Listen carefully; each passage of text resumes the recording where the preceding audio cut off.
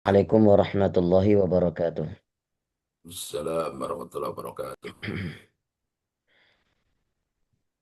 Alhamdulillahi rabbil alamin. Allahumma salli wa sallim wa barik ala sayyidina Muhammadin ibni Abdullah Mustafa Rasulillah miftahi babi rahmatillah adada ma fi ilmillah salatan wa salaman daimaini bidawami mulkillah wa ala alihi wa sahbihi wa mawalah amma ba'd. Subhanaka la ilma lana illa ma 'allamtana innaka antal alimul hakim. Rabbi shrah li sadri wa yassir li amri wahlul 'uqdatam min lisani yafqahu qawli. قال رسول الله صلى الله عليه وسلم خيركم من تعلم القرآن وعلمه وقال من سلك طريقا يلتمس به علما سهل الله له به طريقا إلى الجنة أو كما قال رسول الله صلى الله عليه وسلم ربي زدنا علما وارزقنا فهما. قال المصنف رحمه الله تعالى ونفعنا به وبعلومه في الدارين آمين يا رب العالمين.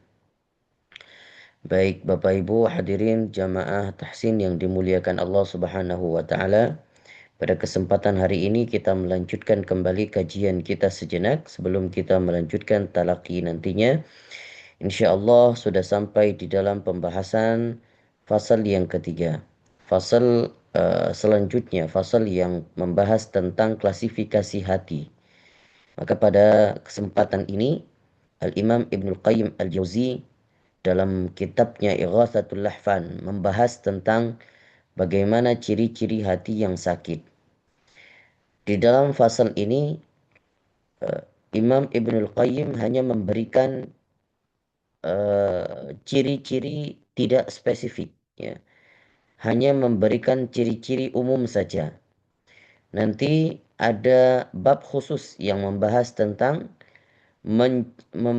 menjadikan atau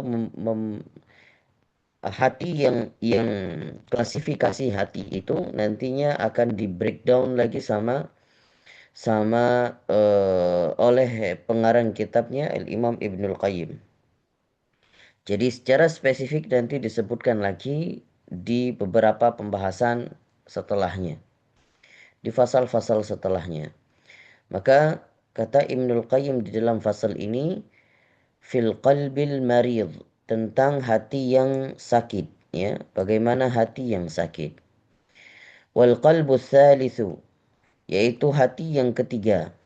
Ini klasifikasi hati yang ketiga. Kemarin yang pertama kita bahas dengan qalbun salim, hati yang sahih, hati yang sehat, hati yang selalu merindukan kepada ketaatan kepada Allah Subhanahu wa taala, hati yang mudah menerima nasihat. Yang kedua kemarin kita bahas terkait dengan hati yang sakit. Hati yang sakit, hati yang susah, hati yang afwan, hati yang mati, bukan yang sakit, yang mati, yang kaku, yang sudah tidak masuk semua nasihat ke dalam hatinya, yang semua membuat bahwa di dalam hati tersebut terpenuhi unsur-unsur hubbud dunia, cinta kepada dunia. Dan yang ketiga sekarang adalah hati yang sakit, pertengahan antara hati yang sehat dengan hati yang mati. Jadi di pertengahan itu ada yang disebut dengan hati yang sakit. Qalbun lahu hayatun wa bihi illah. Hati tersebut masih ada kehidupan, tetapi hati tersebut masih ada kehidupan, ya, tetapi ada kecacatan, ya, kecacatan. Falahu maddatani tamudduhu hadhihi marrah. Falahu maddatani tamudduhu hadhihi marrah wa hadhihi ukhra. Jadi seakan-akan seperti ada dua kecenderungan.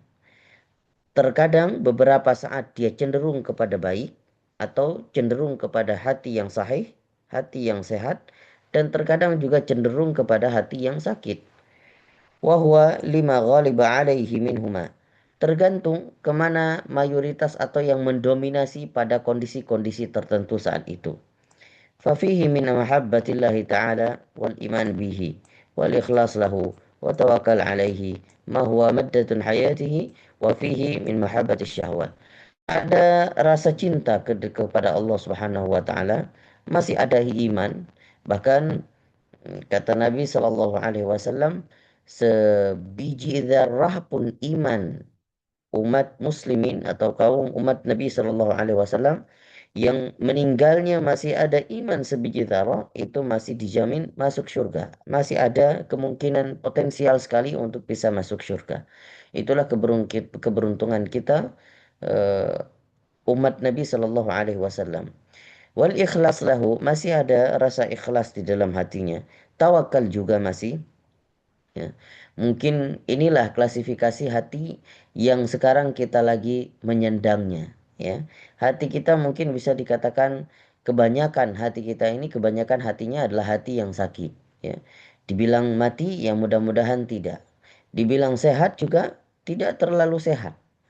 Maka ada tingkatannya. Ada yang mungkin rasa sakit, sakit yang begitu luar biasa. Ya. Ada yang sampai seperti organ tubuh yang lain, ada yang sampai stroke. Itu udah mendekati kepada hati yang mayit. Sedangkan sakit yang ringan, flu atau demam di organ tubuh yang lain atau jasad-jasad kita yang merasakan, begitu juga hati kita. Ya mungkin memang ada rasa iman, ada rasa ikhlas, masih ada rasa kebaikan, nilai-nilai kebaikan pada hati kita, namun juga sangat riskan untuk dimasuki virus-virus yang membuat hati itu sakit. Seperti apa? Penyakit-penyakit hati di dalamnya. Atau beberapa hubbud dunia, rasa kecintaan kepada sesuatu, syahwat, masih ada syahwat, masih ada keinginan untuk menggapai rasa kebahagiaan duniawi. ما هو مادة حياته فيه من محبة الشهوة وإثارها والحرص على تحصيلها والحسد والكبر والعجب وحب العلو والفساد في الأرض بالرياسة. Ya, artinya hati-hati yang sakit ini juga di sisi lain masih ada rasa yang membekas di hatinya, parasit-parasit hati seperti hasad, ya, seperti hasad, seperti kiber, sombong, kemudian ujub, ya, rasa bangga terhadap diri sendiri itu disebut dengan ujub. Kalau sekarang ditambah lagi namanya sum'ah, kebanyakan sum'ah. Sum'ah itu apa? Pengen tenar, pengen familiar, apalagi sekarang ada medsos, ya. Mudah sekali untuk timbul rasa hasad, rasa kiber, rasa ujub, itu mudah sekali. Sekarang kita tidak perlu keluar rumah. Di dalam rumah, di tempat tidur aja, kita sudah gampang sekali dirasuki virus-virus ini.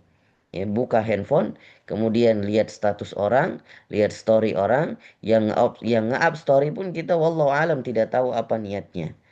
Kita yang melihat terkadang ada rasa iri, ada rasa dengki, ya. Kemudian yang nge-up story juga terkadang ada rasa sombong, ya. Dan juga ada rasa kebanggaan di dalam dirinya. Merasa bahwa ya, meskipun tidak dilampiaskan, meskipun tidak mengatakan kepada orang lain, ya, tapi ada rasa ujub. Wal hubbul ulu, ya, dan rasa cinta yang ingin disanjung-sanjungi. Ini memang normal-normalnya manusia nih seperti ini. Ya. Ingin disanjungi, ingin dipuji, ya. Nah, itulah sifat-sifat parasit yang berada pada hati yang sedang sakit. Apalagi kalau kata Nabi Shallallahu Alaihi Wasallam, orang yang paling rugi di hari akhirat nanti, yang membawa amal segunung, ya, yang membawa amal selautan, ternyata tidak tersadar. Nantinya akan sedikit demi sedikit digerogoti oleh parasit-parasit yang penyakitnya seperti penyakit hasad, kiber, ujub, sum'ah, dan lain sebagainya. Kalau sum'ah itu lebih kepada rasa ingin tenar, ya, rasa ingin didengar, terdengar, familiar oleh orang banyak, bahwa nama kita bagus gitu ya, atau ya populer lah. Nah, itu namanya sum'ah. Makanya Nabi Shallallahu Alaihi Wasallam selalu berdoa di setiap amal yang dikerjakan dan mengajarkan kepada para sahabat, la riya'a fiha wala sum'ah. Beramal yang tidak ada unsur ria dan unsur sum'ah di dalamnya. Kalau ria jelas ya, mungkin kita melakukan suatu ibadah karena memang berharap sesuatu dari manusia, berharap dilihat, berharap disanjung. Itu semuanya kumpul pada ria. Ya, sebenarnya satu sifat, satu amal perbuatan yang terkadang ada ada rasa sifat buruk di dalamnya, ada penyakit hati di dalamnya, bisa jadi itu berkesinambungan dari yang pertama ria, kemudian nyambung ujub, kemudian nyambung kiber, kemudian nyambung sum'ah, itu sudah jadi satu paket combo terkadang. Nah, maka gak bisa dipisah antara satu sama lain. Itulah mengapa ketika kita menggunakan media sosial pun harus bijak dan harus memang zaman sekarang ini harus memang benar-benar bijak. Apalagi untuk menghindari rasa-rasa penyakit hati yang seperti ini. Terlihatnya memang sepele sekali, ya. Penyakit-penyakit hati seperti hasad, kiber, ujub itu tidak bahkan tidak terlihat dan ter eh, tidak tereksplor oleh orang-orang yang lain. Bahkan yang mengetahui itu hanya kita saja. Dan mungkin kita yang mengetahui pun pura-pura lupa, gitu ya, pura-pura tidak sadar diri. Nah, begitulah. Jadi itulah yang penyakit yang sepele, tapi dia bisa menjadi efek yang lebih besar daripada maksiat-maksiat besar. Ya, kalau kita melihat maksiat seperti zina, minum khamar, kemudian mencuri dan lain sebagainya, memang ukbahnya besar, efeknya besar. Tapi tidak sampai sebesar seperti penyakit-penyakit hati yang bisa menggerogoti amal ibadah kita. Ya. Orang lupa sholat, maksiat. Orang berbuat zina, maksiat. Tetapi maksiat ini tidak sampai menggerogoti amal-amal ibadah yang lain. Nah, ini bedanya antara penyakit kecil, ya, penyakit yang kelihatannya sepele seperti hasad, iri dengki, ya, melihat orang lain mendapat nikmat, sudah ada timbul di dalam hati sedikit saja. Kenapa dia yang dapat nikmat? Kenapa enggak saya? Nah, hal yang seperti itu saja sudah billah membuat solat-solat kita udah capek tiap malam bangun tahajud, baca Al-Quran ternyata hilang. Gara-gara hanya timbul setitik rasa yang demikian. Apalagi ujub. Ngelihat ngerasa bangga diri. Wah, hanya saya nih yang bisa melakukan yang seperti ini. Nah, cuman saya, ini merasa saya, semuanya saya. Nah, maka karena perasaan yang seperti itu, orang lain gak tahu, hanya kita sendiri saja yang tahu dan Allah yang tahu. Ya. Maka hal itulah yang menjadikan sedikit demi sedikit amal kita hilang. Seperti kata Nabi Shallallahu Alaihi Wasallam, kama ta'kulun kama ya'kulun narul hatab. Seperti api itu melahap kayu bakar dengan cepat sekali. Maka nanti orang yang paling rugi digambarkan oleh Nabi Shallallahu Alaihi Wasallam seperti itu. Jadi datang membawa amal banyak, ya, tapi sampai di sana ternyata ketika dilihat ditimbang amal ibadahnya zong, ya, amalnya zong. Kenapa? Karena sudah digerogoti oleh penyakit-penyakit hati seperti hasad, kibar, ujub dan lain sebagainya. Ma huwa maddatun halakahu ma huwa maddatun halakahu wa atabihi. Nah, inilah yang menyebabkan kebinasaan seseorang manusia nanti di yaumil akhir. Wa huwa mumtahinun baina da'iyain, ya, yang dia itu teruji oleh dua unsur, dua ajakan, seakan-akan ada dua ajakan. Ajakan pertama da'in yad'uhu ilallahi wa rasulihi wa daril akhirah. Ajakan yang pertama tentang, ya, untuk selalu mendekat kepada Allah Subhanahu wa taala dan rasulnya, dan ingat seluruh aktivitas di sebagian daripada lini-lini kehidupannya selalu menjadikan orientasinya kepada akhirat. Memang ada terkadang. Wada'in yad'u ilal ajilah. Dan beberapa saat, beberapa kondisi, ya, kita tahu bahwa iman kita fluktuatif, kadang naik, kadang turun, ya. Terkadang di saat turun itu, ya, kita hanya bisa merasakan dan menginginkan nikmat dunia sesaat saja, ya. Tidak pernah ingat kepada Allah saat itu. Wa huwa innama yajibu aqrabuhuma minhu baban, ya. Tergantung kemana saat itu yang menarik hatinya. Mayoritas yang mendominasi itu apa? Wadnahuma ilaihi jawaran. Fal qalbul awal hayyun mukhbitun layyinun. Nah, maka hati yang pertama yang kita bahas kemarin adalah hati yang lembut. Disebutkan dengan hati yang lembut. Hati yang mudah menyerap kebaikan-kebaikan atau nasihat-nasihat. Wathani yabisun mayyitun. Hati yang beku, hati yang sudah mati, yang tidak lagi, yang sudah bebal, istilahnya sudah bebal, yang tidak lagi mendapatkan yang atau mau kepada nilai-nilai kebaikan. Langkahnya sulit untuk menuju ke masjid. Langkahnya sulit sekali untuk berada ke majelis ilmu. Nah, ini hatinya hati yang sudah mati. Diajak pun gak mau. Wal'iyadzubillah. Wathalith marid. Hati yang sakit. Fa imma ila salamah adna wa imma ila al-'atabi adna. Terkadang condong kepada kebaikan, ya, kepada keselamatan, tetapi juga terkadang condong kepada keburukan. Wa qad jama'a Allah subhanahu baina hadhihi al-qulubi thalatha fi qawlihi. Ini klasifikasi yang seperti ini yang disebutkan oleh Imam Ibnul Qayyim terambil dari firman-firman Allah. Banyak firman yang menyebutkan tentang hati-hati yang sakit, hati yang hidup, hati yang marid. Salah satunya di dalam surah di dalam ayat Al-Quran, وَمَا أَرْسَلْنَا مِنْ قَبْلِكَ مِنْ رَسُولٍ وَلَا نَبِيٍّ إِلَّا إِذَا تَمَنَّى أَلْقَى الشَّيْطَانُ فِي أُمْنِيَّتِهِ فَيَنْسَخُ اللَّهُ مَا يُلْقِي الشَّيْطَانُ ثُمَّ يُحْكِمُ اللَّهُ آيَاتِهِ وَاللَّهُ عَلِيمٌ حَكِيمٌ ليجعل ما يلقي الشيطان فتنة للذين في قلوبهم مرض والقاسية قلوبهم وإن الظالمين لفي شقاق بعيد وليعلم الذين أوتوا العلم أنه الحق من ربك فيؤمنون به فتخبت له قلوبهم وإن الله لهادي الذين آمنوا إلى صراط مستقيم. Ini suratul Hajj dari ayat 52 sampai 54.